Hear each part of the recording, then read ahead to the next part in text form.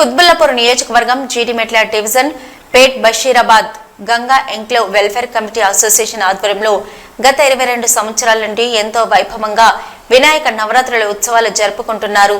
8వ రోజు పూజలో భాగంగా సామూహిక కుంకుమ అర్చన నిర్వహించారు. ఈ సందర్భంగా అసోసియేషన్ ముఖ్య కార్యవర్గం వారు మాట్లాడుతూ ఈ నవరాత్రుల ఉత్సవాల్లో జరుగుతున్న ప్రత్యేక పూజల గురించి వివరించారు.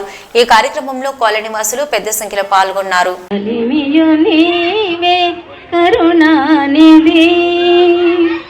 తలపును నీవే ధరణి ధరానా నెలవులు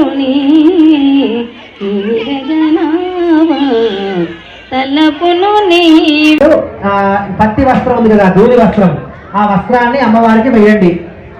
పట్టు వస్త్రంగా మనసులో భావన చేసుకుంటూ చేయండి ఏదైనా సరే. ఓం యువం వస్త్రాణి పీమసావసాథే యువో రక్షుద్రామంతవో హసర్గాః.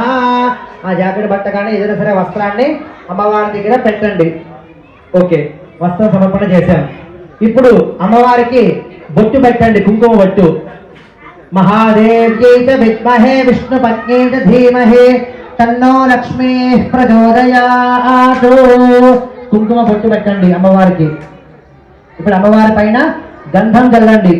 గంధద్వారాందురాధర్షాం నిత్యపుష్టాం కరీషిణీం ఈశ్వరీం సర్వభూతానాం తామిఓపహ్వయే శ్రియం. గంధం చల్లండి. జల్లిన తర్వాత ఇప్పుడు మీ అమ్మ దగ్గర ఏమైనా చిన్న చిన్న మాలలు కానీ ఏమైనా ఉంటే అమ్మవారికి అలంకరణ చేయండి. పుష్పమాల లాంటివి ఏమైనా ఉంటే మాత్రం అలంకరణ చేసుకోండి. పుష్పం ఉంటే పుష్పం పెట్టండి. పుష్పై పూజయామి. ఇప్పుడు మేము అమ్మవారి అష్టోత్తరాన్ని చెప్తూ ఉంటాము.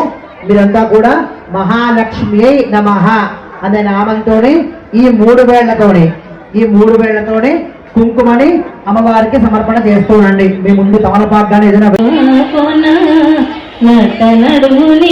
యథా సంకల్పిత పూజయ మహాలక్ష్మి మాత సుప్రీత సుప్రసన్న వరద భవతు.